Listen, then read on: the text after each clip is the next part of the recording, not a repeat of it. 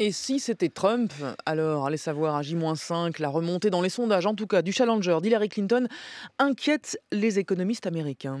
Mais oui, et c'est une première dans l'histoire américaine, Fabienne. Il souffle comme un vent de panique dans les milieux universitaires. 370 économistes américains ont publié hier dans le Wall Street Journal une lettre ouverte contre Donald Trump, son programme fou, ses contre-vérités. Une victoire de Trump, affirme-t-il, menacerait la prospérité, la démocratie et au-delà, l'avenir même de l'Amérique. Donald Trump est un choix destructeur, dangereux pour le pays, écrivent-ils. Il désinforme l'électorat, détruit la confiance du public envers les institutions avec des théories conspirationnistes. Alors il y avait eu déjà une première pétition d'une cinquantaine d'économistes américains contre Donald Trump, mais elle émanait clairement des milieux démocrates. Il y avait eu d'ailleurs aussi au début de la campagne une pétition contre le programme économique d'Hillary Clinton, mais cette fois la démarche est beaucoup moins partisane ou idéologique, l'échantillon beaucoup plus vaste et surtout l'éventail de sensibilité très large. Il y a là notamment 8 prix Nobel d'économie. Nous, signateurs, représentons une large variété de champs d'expertise et sommes unis dans une opposition à Donald Trump, précise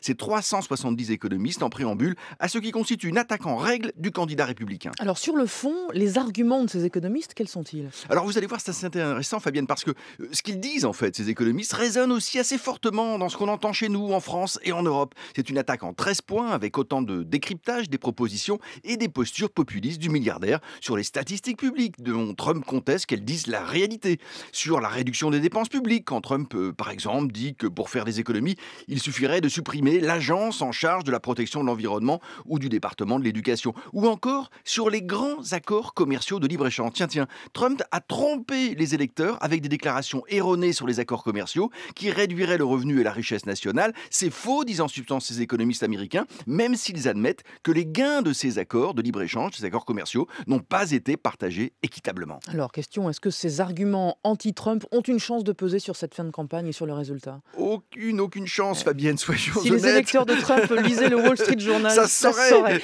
exactement. Ces économistes ne seront d'aucun secours pour Hillary Clinton, tout simplement parce que ces économistes, malgré leur diversité, s'adressent à un public déjà très largement convaincu et que Trump aura beau jeu de dire que cela confirme ce qu'il dit d'ailleurs depuis le début de la campagne, à savoir que tout le système américain est ligué contre lui et que ça tombe bien parce que justement, lui, Donald Trump, se présente comme le candidat anti-système. Et à l'heure où on se parle, il apparaît certain qu'une bonne cinquantaine de millions d'Américains s'apprêtent donc à voter Donald Trump. 50 millions, c'est déjà considérable, même si ça ne suffira sans doute pas pour l'emporter. On voit dans les derniers sondages que Trump obtient ainsi 18 points de plus que sa rivale chez les hommes, 15 points de plus auprès des électeurs blancs et 16 points de plus parmi les moins éduqués. Et le problème, c'est que la rhétorique anti-système de Trump va droit au cœur de millions d'Américains qui globalement ont peur. Peur du déclassement, peur du monde qui vient, peur d'un monde où la puissance américaine n'est déjà plus sans partage. Et c'est à cette Amérique-là que ni les économistes ni Hillary Clinton ne sont finalement parvenus à s'adresser vraiment.